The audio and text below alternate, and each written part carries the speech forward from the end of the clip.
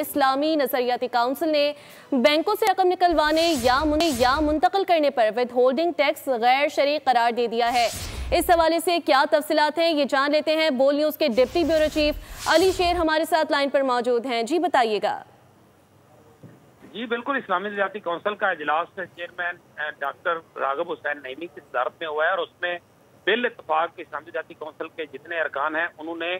जो रकम निकाले जाने का मामला है बैंकों में से या मुंतकिल किए जाने का मामला है उसको जो है वो विद होल्डिंग टैक्स को जो है वो गैर शरई और गैर कानूनी करार दिया है और कहा है कि ये कानून साजी जो है इसको वापस दिया जाना चाहिए। इसके साथ ही साथ दियत का जो मामला था उसमें भी सोना और चांदी की बजाय रकम रखने का मामला था, उसको भी गैर शरई करार दिया है। इसी तरह सुप्रीम कोर्ट का एक फैसला था जिसमें ये कहा गया था कि रुखसती अगर नहीं भी होती तो उसमें जो तलाक और इद्दत का मामला है उसमें खातून जो है उसको नफका और ये हकूक हासिल होंगे, तो इसका भी शरीयत में जिक्र नहीं, तो इस्लामी नजरियाती काउंसिल ने इसको भी गैर शरई करार दिया सुप्रीम कोर्ट के फैसले को और उसको मुस्तरद किया है। इसी तरह से दीगर भी बहुत सी जो ऐसी कानून साजी थी उसको इस्लामी नजरियाती काउंसिल ने गैर इस्लामी करार दिया है। मोहम्मद अली मिर्जा इंजीनियर जिनको एक मुतनाज़ा केस है तौहीन रिसालत और तौहीन मजहब के हवाले से, उस पर इस्लामी नजरियाती काउंसिल ने यह कहा है कि उनकी तरफ से जो अदा किए गए अल्फाज थे वो शरई तौर पर दुरुस्त भी नहीं और उनकी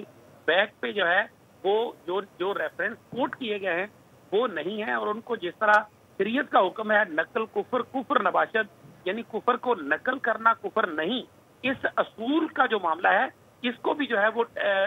उस पैरामीटर में वो पूरा नहीं उतरता और गैर जरूरी तौर पर मोहम्मद अली मिर्जा ने जो गुफ्तगू की है वो तौहीन रिसालत या तौहीन मजहब के मुल्ज़म के दौर पर आती है। हम उसके वाले से जो साइबर एजेंसी है उसने जो फतावा और दीगर चीजें दी हैं वो यकतरफा है, इसके ऊपर दोनों तरफ की तस्वीर का रुख जो है वो आना चाहिए। तमाम तर तफसीलात आपने बोल न्यूज के साथ शेयर की, बहुत शुक्रिया।